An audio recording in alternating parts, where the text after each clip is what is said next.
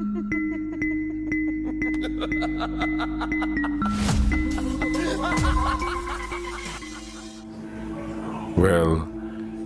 I experienced my creepy encounter. Pinakamalala. Last year, third year college ako noon.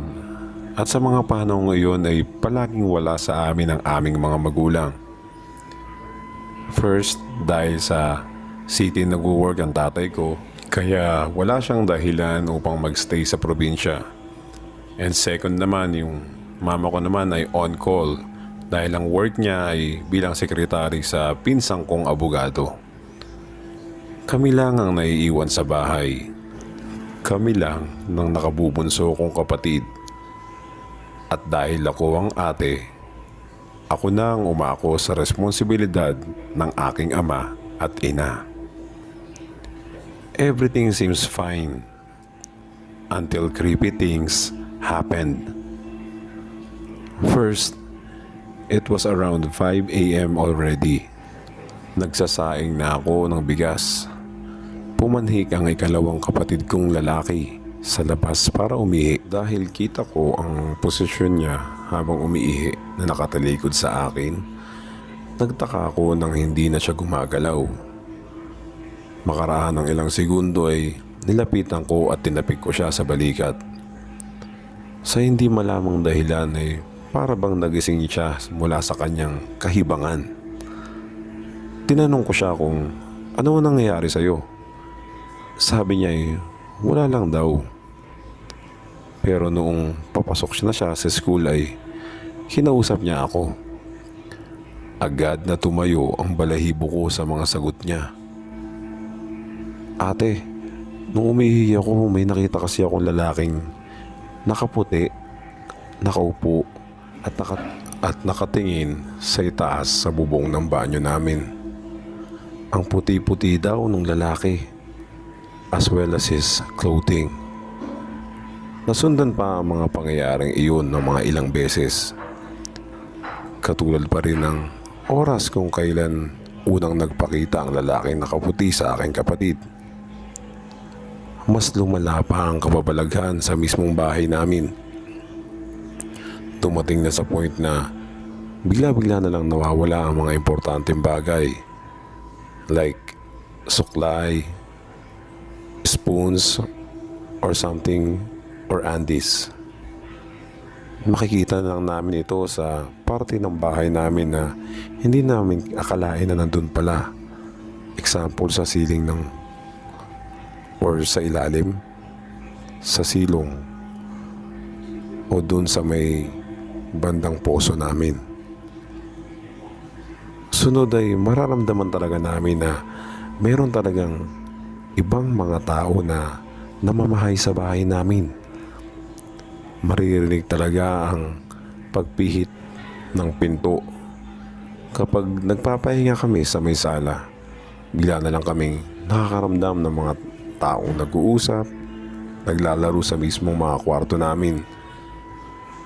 Yung parang minsan may naghuhugas sa kusina, nagbobomba sa poso. Bigla na lang mararamdaman namin na dumadaan sa likod namin.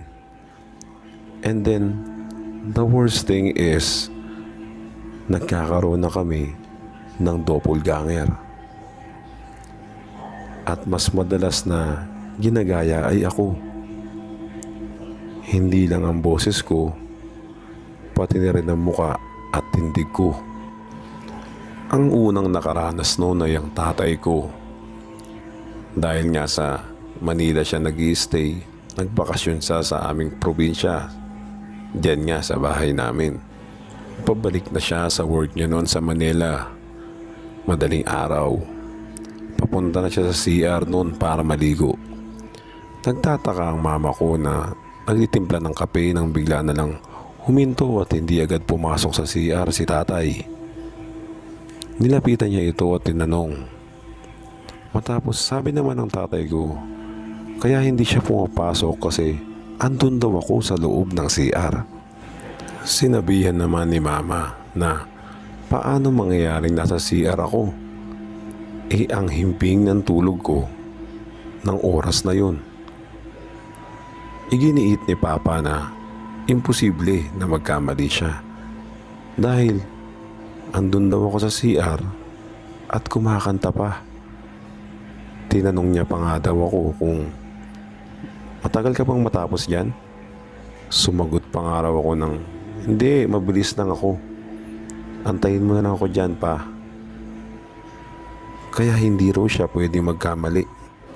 Dahil sa pangyayaring yun ay nagpaabot na nga ng liwanag si Papa bago maligo. Maski ang mga kapitbahay namin ay nagsasabing may kakaiba talaga sa bahay namin. Kapag nag-outing kami at walang naiiwan sa bahay, mapapansin talaga ng kapitbahay namin na may nag-iingay at gumagalaw sa loob ng bahay. Well, so far, kahit nagpaparamdam sila ay hindi naman dumating sa point na nananakit sila. At hindi ko lang alam bakit sa bahay namin sila nakikitira dahil hindi naman kalakihan ang bahay namin.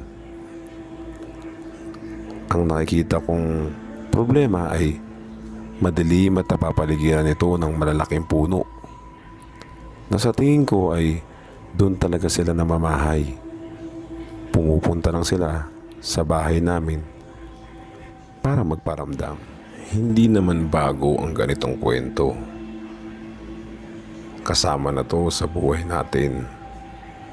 Minsan nga, sila pa yung nauuna sa lugar na yun na ginagawa nating bahay. Ang kailangan na lang nating gawin ay intindihin sila, lalo kung hindi naman sila nananakit ng pisikal or pakiusapan na lisanin ang lugar at lumipat sa ibang lugar na sa tingin ko ay hindi sila magugulo or makakagulo sa mga tulad nating tao.